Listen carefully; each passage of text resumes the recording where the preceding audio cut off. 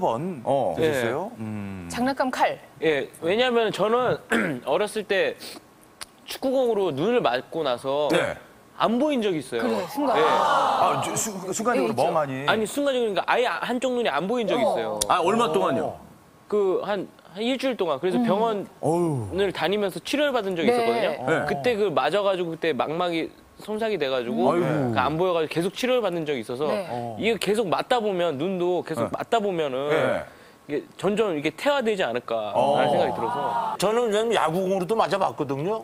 괜찮더라고, 한 10분 지나니까. 양궁 너무 아플 텐데. 야구공 축구공보다 훨씬 아픈데요. 괜찮더라고. 진짜. 김현철 씨도 야구 좋아하시잖아요. 저도요, 저는요, 야구 뺏에도 맞아봤거든요. 옆을 지나가는데 저쪽에서 휘둘르다가 그냥 이렇게 뒤로 이렇게 해서 맞았는데 그 고통이요. 여러분들도 모르죠. 맞는 순간 딱! 이렇게 돼요, 진짜. 정말 이상한 거를 또 뭔가 분명히 밀었어, 진짜. 딱! 이렇게 해가지고. 아니야, 진짜. 어떻게 배를 밀어. 또 아무것도 아니? 산고는요, 아무것도 안 해요. 정말로. 상골 해봤어. 맞는 순간 저쪽에서요, 누군가가 무슨 소리가 나요. 네. 띠 하는 소리가 나요, 정말로. 띠! 아, 너무 아픈 맞아 그런 소리가 나는 것 같아요. 맞아요. 근데 어쨌든 그래도 일정 기간 지난 다음에 회복됐어요? 그러니까 눈이라는 게 그렇게 잘 안 다치더라고요, 웬만해서. 그래서 정답은 3번이다. 예. 그리고 이제 결정적으로 3번이, 지금 그저 우리 선생님 말씀하셨듯이 선글라스 있잖아요. 그거를 왜 안 쓰겠어요?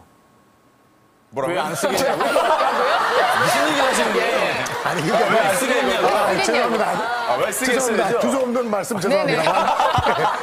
김현철 씨는 예. 말을 5분 이상 하면은 끝에 2분은 뭔 소린지 잘 모르겠어요.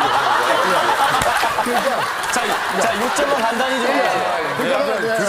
들으면서 두서 숨이 없는 차요, 말씀 우리가. 죄송합니다. 방송은 지금부터 나갈지도 몰라요. 그렇습니까? 예. 그래서. 자, 햇볕을, 해를 만져 직접 보신 적 있으십니까? 그걸 왜 여러분, 보겠어요? 예. 직접 해를 보면요, 그 느낌은 정말 진짜 정말 정말이야. 예. 그래서 우리가 선글라스를 착용을 하고 원경을 쓰는 이유가 있는 겁니다.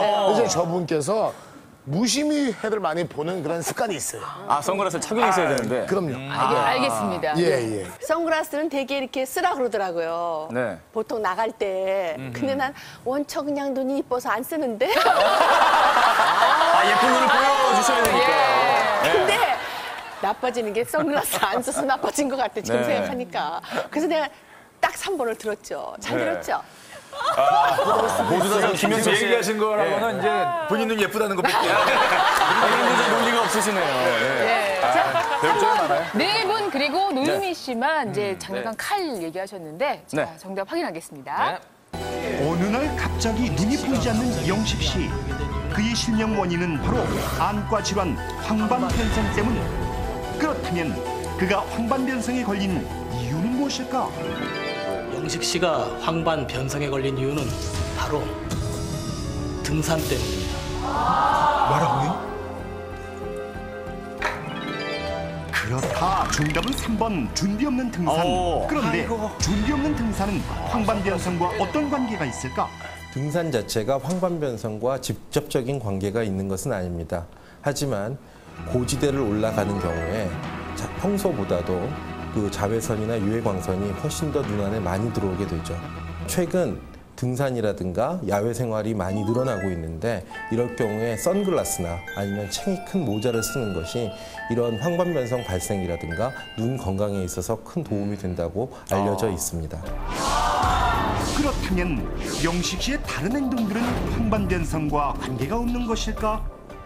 황반변성과 직접적인 관련은 없지만 도수가 맞지 않은 안경을 끼는 경우 우리가 눈이 평소에 책을 보는 그 활동 같은 것들이 보다 더 과도하게 일어나기 때문에 두통을 유발하기도 하고 그리고 청소년 같은 경우에는 그 실제 그보다 근시가 심해지는 가성근시의 원인이 되기도 합니다.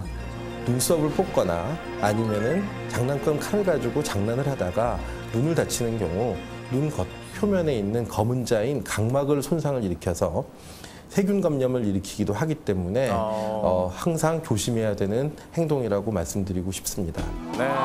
자외선을 받으면 눈의 망막은 어떤 변화를 일으킬까?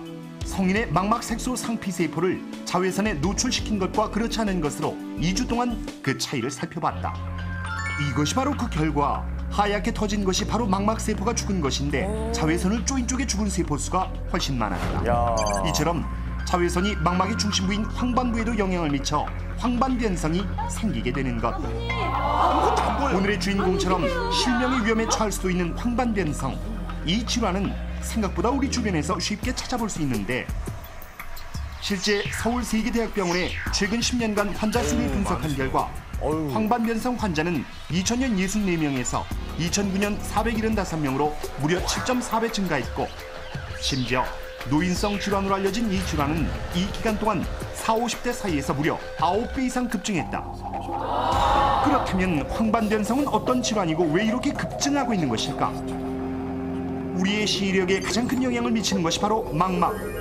눈으로 들어오는 빛을 받아 상이 맺히게 해주는 망막은 카메라의 필름과 같은 역할을 한다. 황반은 이 망막의 중심부에 자리하고 있는 것으로 색깔과 사물을 구별하는 중심 시력을 담당하고 있기 때문에 눈 속의 눈으로 불린다. 우리가 사물을 정확하게 볼 수 있는 것도 바로 이 황반 덕분. 문제는 황반이 다양한 원인들로 인해 망가지는 경우가 있는데 황반이 손상되는 대표적인 질환이 바로 황반변성. 이 질환은 망막과 망막 아래 자리 잡은 맥락막 사이에 불필요한 찌꺼기들이 쌓이며 발생하게 된다. 이것이 전체 환자의 90%를 차지하는 건성 황반변성. 이 경우 꾸준한 정기검진과 치료만으로 시력을 유지할 수 있다. 하지만 증상을 방치하면 바로 쌓여있는 찌꺼기들이 혈관으로부터 산소 공급을 방해하게 되고 이를 보완하기 위해서 새로운 혈관들이 비정상적으로 자라게 되는데 자, 지금 보이는 것이 바로 신생혈관이 자라난 망막 속의 모습. 이 신생혈관들은 쉽게 파열되면서 황반부에 손상을 주고 시세포 기능까지 파괴시킨다. 이것이 최악의 경우 실명에 이르는 전체 황반변성의 10%에 해당하는 습성 황반변성. 때문에 자신의 눈 상태를 늘 살피고 정기적으로 안과 검진을 받는 게 중요한데 쳤어? 그러면 어떤 증상이 나타나면 황반변성을 의심해 봐야 할까? 안 보여. 가장 쉽게 확인해 볼 수 있는 방법은 바로 암슬러 격자 테스트라고 불리는 간단한 테스트. 방법은 정말 간단하다. 지금 보이는 격자 무늬의 그림을 한쪽 눈씩 번갈아가며 응시해보자.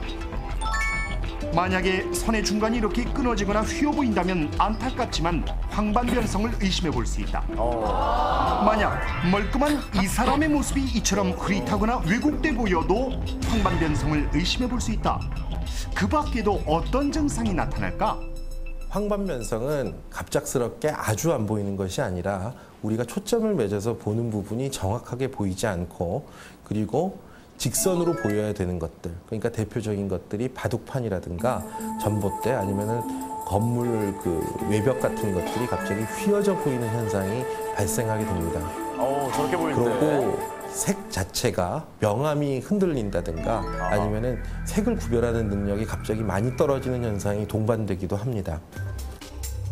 그렇다면 황반변성에 걸리게 되는 이유는 무엇일까? 가장 큰 원인은 바로 노화. 그리고 또 다른 원인은 오늘 다룬 자외선.